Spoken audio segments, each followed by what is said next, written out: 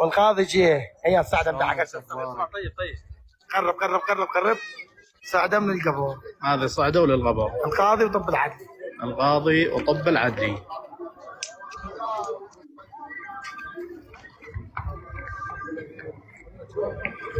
شي راكم هاي قناة اللفرة وصلت. قناة اللفرة وصلت حبيبي. محافظة دهوك ناحية فايدة.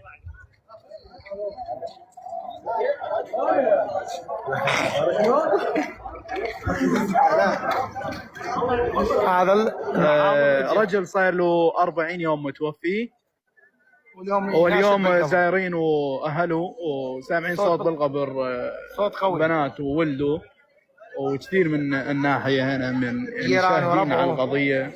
رجل تغي يصلي ويصوم، وانتظروا طب العدلي. وهذه ايام مقابلكم المقبره يريد يحفرون القبر وصل وما يخلون احد يصعد.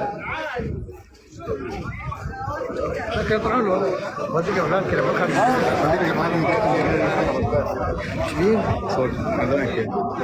شلون حبيبي؟ اسمعك. زين امتى يعني امتى صارت لقوه هذا يعني من اليوم العصر مع صلاة العصر.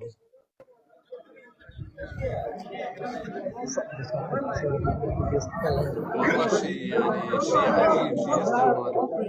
الو. هاي معجزة إلهية وربك قادر على كل شيء.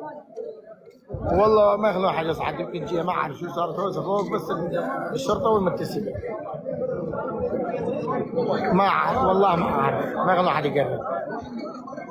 ما يخلون حد يقرب. وصلوا طب العدلي حاليا على القبر جاي يحفرون القبر. سيادة المحافظ وصل. والله ما اي هوسه صارت كلها فقط القنوات الطب جوا القنوات المرخصة.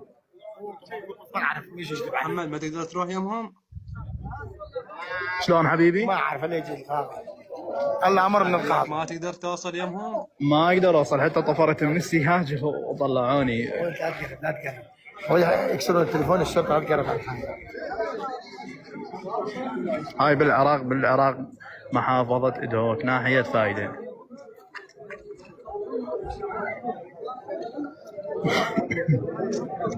البشرية كلها تنتظر ايش راح يصير.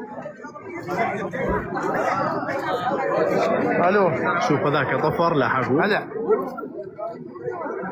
اي والله بالفايدة. من انت؟ ها؟ هلا بشيبان والله. جو طفر ولحقوا. هاي سيارة مني. لا يعني معقولة هاي يعني اقول لك خاف غير شيء يعني مو هذا الشخص اللي يميت. شوف والله اذا والله ما بيتصل. والله ما بيتصل. شوف والله بس على والله بس ما بيتصل. والله بدنا يتصلون عليه. والله ما عارف. والله شوف